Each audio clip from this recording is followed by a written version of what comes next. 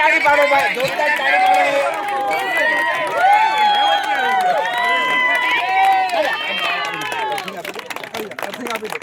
જોરદાર તાળી સાથે સાથે તમામ ખેલાડી મિત્રો જેમણે અહીં આવીને પ્રદર્શન કર્યું છે, ખરેખર આપણી અંદર ખુદ આપણને નથી ખબર કે કેટલી શક્તિઓ છે।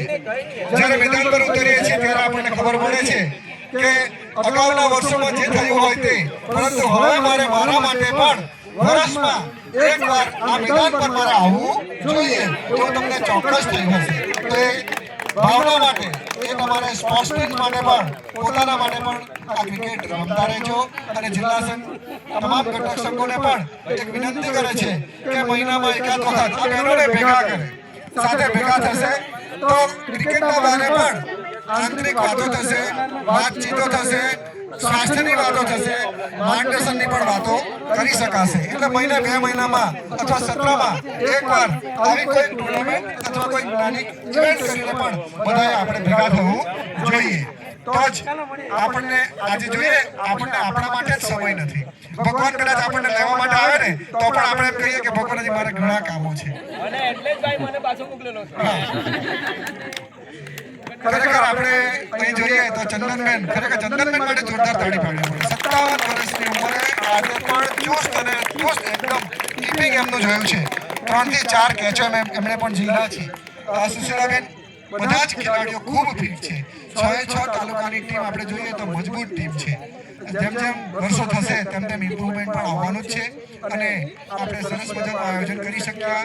સૌપ્રથમ તો આ સરસ મજાનું મેદાન આપણને પૂરું પાડ્યું છે એવા ચીખલી ઘટક સંઘના પ્રમુખશ્રી અને જિલ્લાના મહામંત્રી હિતેશભાઈ અને એમની ટીમ, કારણ કે એમને સરસ મજાનું આયોજન, એમણે એમની રીતે કુનેહથી બાઉન્ડ્રીથી માંડીને પીચનું માપ, સૌ નાની નાની બાબતોનું ધ્યાન રાખીને સરસ મજાનું આયોજન અહીં કર્યું છે।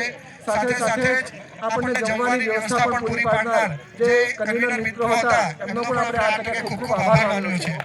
જલાલપોર તાલુકાને થોડીક જમવામાં અગવડતા પડી એ બદલ હું જિલ્લા સંઘ વતી હું દરગુજર કરું, મને માફ કરશો, દરગુજર કરશો।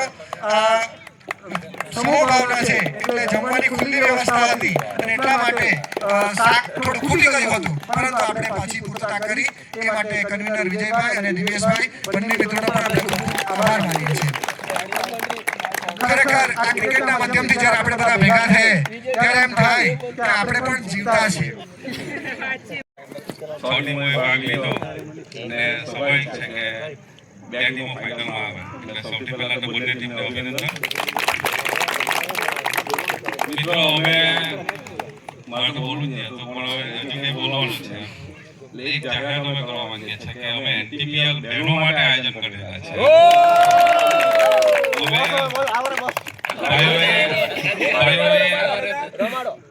એનટીપીએલ રમી લીધી, 4 ટીમો થાય જિલ્લાની ને બહેનો વચ્ચે ઓક્શન થાય અને આ તો તાલુકાની ટીમ હતી કોટેભાઈમાં, પણ હવે એકબીજાને અલગ અલગ તાલુકાની બહેનો હાથે મળીને રમે એવું આયોજન અમે કરવા વિચારેલા છે। ફક્ત 4 ટીમો રાખીશું આપણે, 4 ટીમો રાખવાની છે। 15 ચોક 60 પ્લેયર આપણને મળી જશે। બીજું કે ચાણક્ય ટુર્નામેન્ટ માટે પણ બહેનોની આપણે પસંદગી કરવાની છે।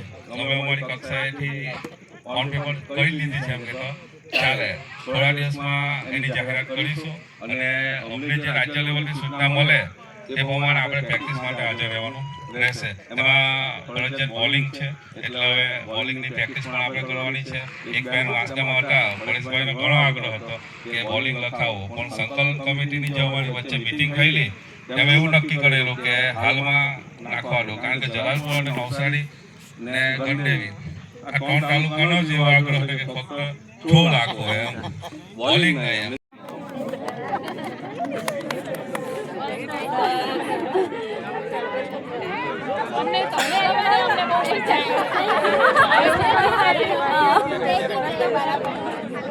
નવસારી જિલ્લા પ્રાથમિક શિક્ષક સંઘ દ્વારા આયોજિત મહિલા ક્રિકેટ ટીમમાં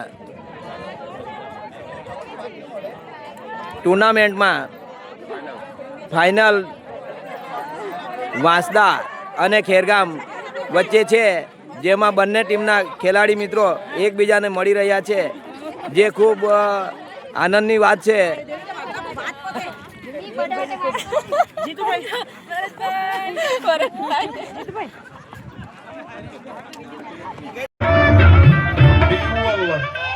હા